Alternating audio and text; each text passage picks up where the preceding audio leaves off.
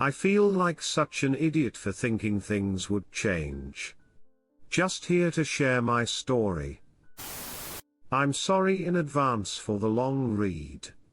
I really need to get this all out, mostly as a vent piece for myself.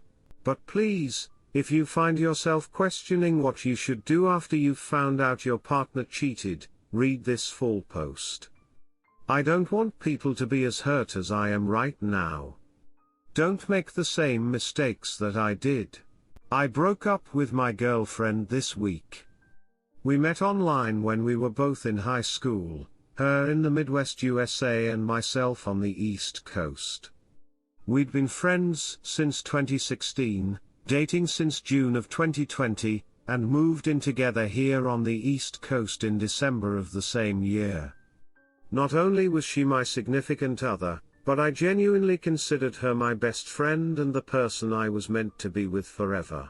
For the entirety of our relationship, we had no issues. I'd had toxic relationships in the past, but this one was such a breath of fresh air. We both had issues with ourselves, but were very open about communicating and helping each other work through personal stuff. It really was great while it lasted. But, around April of 2022, I noticed something change. We're both big gamers, and we both have separate friend groups that we play games with. I never had any problems with her having guy friends, as I had no reason not to trust her. But like I said, something changed in April. I noticed little things, like how she would make sure to mute her microphone if I came into her room. Or how she would go back to a game after talking to me, and instead of saying sorry, I was talking to my boyfriend, she would say something like I was grabbing a snack or I was using the bathroom, even though that isn't what happened. One particular night towards the end of May, we were in the kitchen together and I had hugged her and picked her up. She said she had to go back to her ranked game because she was between rounds. So, still holding her up, I had turned to carry her back to her chair. She physically restrained me from carrying her over there, whining and saying her webcam was on before starting to say something like I don't want to look weird or something like that, but trailed off. I shrugged it off and went back to my room, but realized later just how weird it was for her to say that and act like that. A couple weeks later, I went to use the bathroom and her phone just so happened to be on the sink, screen on, texts open to a name I didn't recognize, we'll call him Brian. I locked the door, sat down, and took a better look at the text history. There was plenty of nasty talk in there, talking about wanting to FCK, having him CM on her face, all sorts of sexual fantasies as he seemed to not live anywhere nearby. What's even worse for me is that they communicated as if they were a couple, with her calling him baby and lover boy and all kinds of other pet names. I knew I had to immediately talk to her about this, so I did. I sat her down and asked if she'd been talking to someone else, which she immediately declined. I then told her that she left her phone in the bathroom, and I saw all of her texts with Brian. She broke down right then and there, admitted and apologized heavily, saying she'll stop talking to him. Claiming that she loves me, not him, that their relationship means nothing. I basically said that I needed a little break to think stuff over, but we ultimately ended up staying together. She talked about starting therapy to talk to someone about her issues, and based off of where our conversation ended that day, I felt she was genuinely sorry, and would work to fix this for us. That was where I ducked up the first time. Fast forward to a month later. I had woken up extra early for work, and noticed again that her phone was on next to her as she slept. I took it and saw that she had some strangely love-white texts with her female friend who we will call Lisa. Not inherently weird as I hear her talk about Lisa a lot. But it wasn't Lisa. I had made a mental note of Brian's phone number when I saw the texts the previous month, and Lisa's number matched up exactly. My girlfriend had changed Brian's contact name to someone she knew I wouldn't question that she was texting. And lo and behold, the two of them were still talking as if they were in a serious relationship. "Miss you, babe. I love you, good night. I can't wait for you to meet my family." She even mentioned not being able to FaceTime because her roommates are home and they will be able to hear me. Just the two of us lived together in the apartment. So she's lying to this guy too. He has no idea she's in a relationship. I waited until we were both home from work that day to bring it up. I didn't explicitly say that I saw her texts, but it was heavily implied.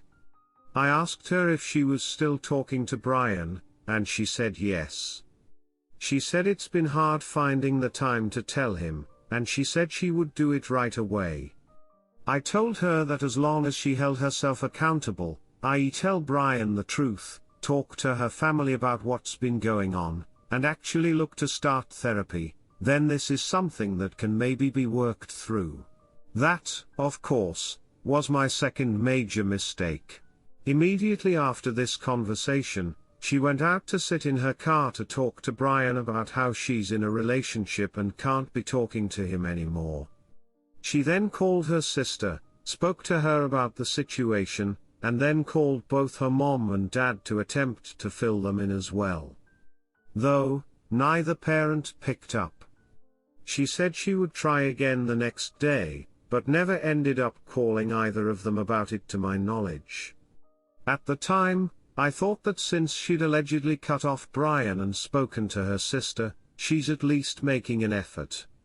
I tried to put the situation behind us and focus on the future, as our apartment lease was due to end within a few weeks and we had to figure out what our next plan of action was as far as our living situation.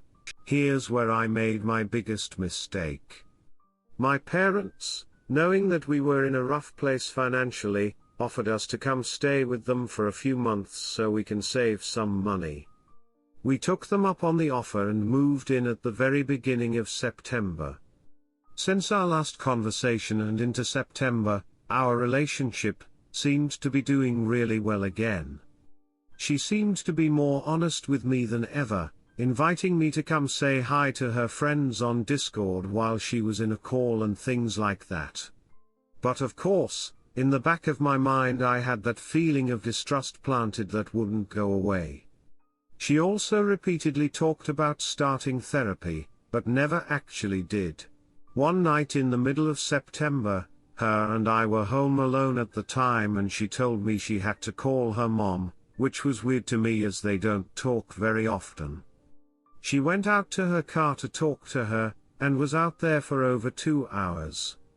When she came back in, she had clearly been crying. I asked what they were talking about, and she responded not much really and was clearly struggling to come up with something on the spot. Since I wasn't sure if she was just emotional because of something serious she didn't want to immediately talk about with me, I let her go upstairs without pressing. And since it was late, she went to sleep shortly after. The next day, we were home alone again, so I took the opportunity to talk to her. I asked her flat out if it was really her mom that she was talking to last night. She said that it was, and even showed me the call on her call history. I noticed that there was no signs of Elisa or Brian, or anything really on her call list, besides mom a bunch of times. Again, I knew she didn't talk to her that much, so it was weird to me that her name was in the call history so much. At this point though, I'd been so paranoid about every little thing that I brushed it off as just that, me being paranoid.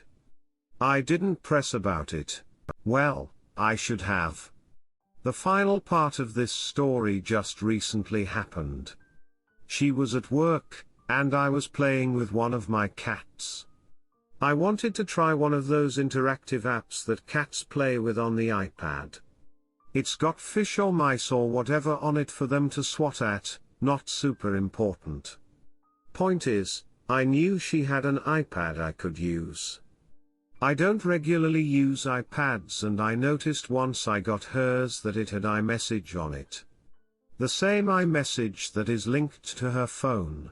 I opened it and saw texts from Mom that were actually just Brian's phone number, again. The texts were honestly very sad to read. Turns out that she never actually told him the truth. From what I understood, she just broke up with him. Said she wasn't in a good place to be dating right now. This poor guy was clearly heartbroken, totally confused as to why he was cut off so abruptly. I can't help but to feel bad for him, as he's got no idea that she's been in a long-term relationship this whole time. She has still been talking to him daily, clearly trying to keep him around as a friend while telling me she cut him off. And if that wasn't bad enough, there was another new person. I'll call him Kevin, who was a member of her friend group that I was already aware of. I'm 99% sure that this guy knew about me dating her as well, but I can't be sure of anything anymore with her. Anyways, the texts were disgusting. Full on sting, talking about how he is her type, he's the one for her, even saying she's recently bought lingerie and is planning on showing him pictures of her wearing it as soon as it arrives. This particularly sent me over the edge, as she's never bought anything like that for us before, despite me suggesting it, and offering to buy some. But she's willing to do it for this new guy. Unducking believable. When she got home, I confronted her. Immediately told her this wasn't working out. I was very cold about it, not wanting to get angry since my parents were home sleeping. I didn't even tell her what I saw, just that I wanted to break up and she needs to move out as soon as possible. She was in tears, seemingly very upset about this, but I was bone dry. She had sucked out all passion and any care I had left for this relationship. So now here I am. This only happened a couple days ago. She lives in my house, 1,000 miles away from her hometown, unable to immediately move out because of not having enough money for another cross-country move. In addition to this, my family thinks she's great, and although I have told them we broke up, they don't know the whole story. If they did, it would make for an extremely awkward and uncomfortable living situation until she moves. To me it makes more sense to just have her move as soon as possible, and fill them in after she's gone. Her current plan is to be out before December. And all of this could have been avoided if I wasn't a ducking idiot by believing that she could change. To the people in a similar situation, don't do what I did. Your partner cheated once and they will cheat again. Maybe not today, maybe not tomorrow, maybe not this week, month, year, whatever. They will cheat again. And to everyone else, thank you for reading. Again, this is mainly a vent for me, but please, if you have any input or suggestions, anything at all, let me know. Having more people to talk to right now would be great, especially people with similar experiences. Redditor's reactions, story 2 after. Redditor 1, tell your family. It will get her to move out faster when everyone knows she's in multiple online relationships, including one where she has him in her phone as mom and is exchanging dirty texts and cyber sex. Tell her your parents hope she isn't cybering in their home. She'll be out fast. Redditor 2, are y'all really gonna let her stick around for 2.5 more months? Bad idea. She needs to move faster. Money woes are on her. Get her out of there much faster. She can go stay with Brian. Redditor 3, she doesn't deserve your kindness. Tell both families and send her us home. She deserves the shaming and her homelessness isn't your problem anymore. Tell her to call Brian. Redditor 4, hey dude, don't get too down on yourself. When this happens to anyone for the first time, they always approach it with an optimistic viewpoint, and want to try and make it work. Many of us on here have made far bigger mistakes trusting a spouse after they cheated. I made several whoppers that in hindsight I shouldn't have done, like letting my ex-wife tell her parents why we broke up. And, on the bright side of it, imagine if you had signed a new lease with her and then had to break up. That would have been a disaster financially. Also, one of the hardest things when you break up a long-term relationship is that you have to move and find a new place to stay while you are in the depths of hurting and shock. You don't have to worry about that either. Answer, thanks for that. It's definitely tough keeping my head up, but you're right, could definitely be a lot worse. I'm very thankful to have my parents here to support me at least. Considering how supportive they've been, I may end up telling them about the situation sooner rather than later. Story 2, wrapping my head around it all. Let me preface that in my marriage I had my own indiscretions. I am living the consequences of my choices. She could have just left, made it amicable for the kids, but proceeded with 6-7 affairs over a span of 2 years, through pandemic until I discovered everything. She walked away on me and the kids to pursue the last AP. After the affair fog and all the drama, I went no contact and they imploded. Lasted 2 months.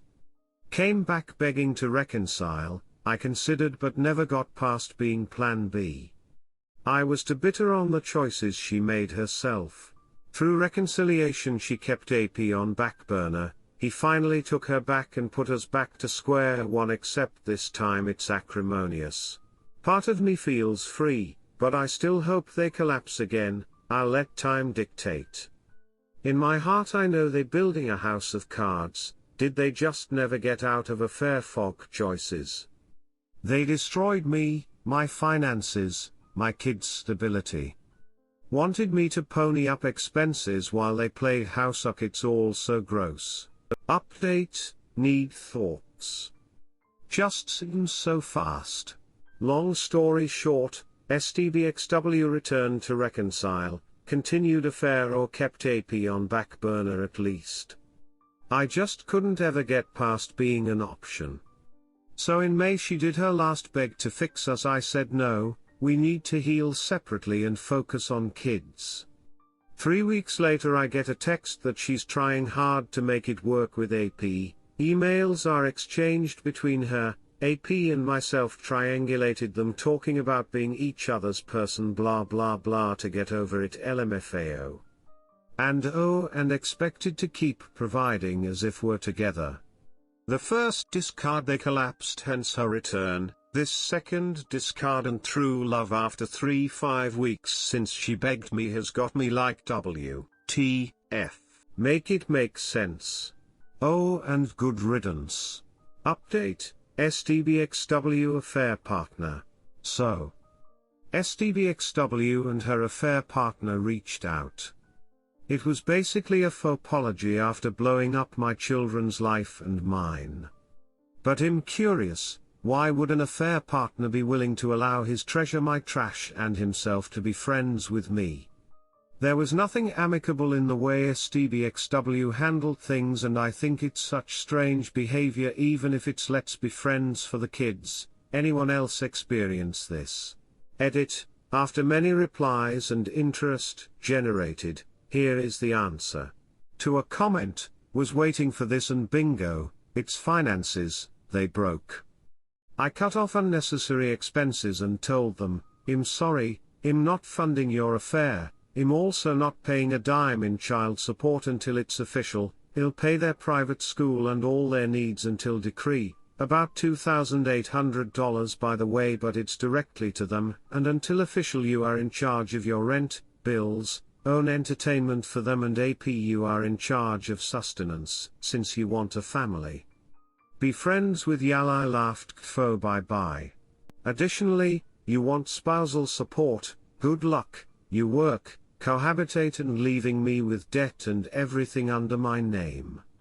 Fight me. Her panic card withholds children who are 13-12 already with my damn attitude. Redditor's reactions. Redditor 1, it's likely a narrative issue. If you accept the friendship, then you are in essence also accepting the legitimacy of both their relationship and how it began. This allows them to push the story narrative in an acceptable manner to everyone else in both of your lives, including kids, and reframe the infidelity as finding love or some other similar balls eater. From an outside perspective, if you don't seem to have a problem with it, then why should anyone else? Some betrayed people will accept this and just move on for the kids or for harmony or whatever crap gets them through being abused and then friends with the abusers. Personally, I think it's a crock of s-eater and you should ignore their pathetic attempts at rewriting the infidelity and all the pain it has caused as a positive outcome. Redditor follow-up, this would be like becoming best friends with someone who abused you. The only obligation you have is to be decent when you exchange kids. You should have no reason or desire to interact with these people any further than that. Redditor 2, my personal theory has always been that if you're all friendly with one another, then they get to absolve themselves of any remaining guilt they might feel. If you're friends with one another, then the pain they caused you and your kids was just a bump in the road for their happiness, and the tearing apart of your family was okay, because, if you're friends, then it means that you two do better as friends and that breaking up the family was inevitable and better now than later.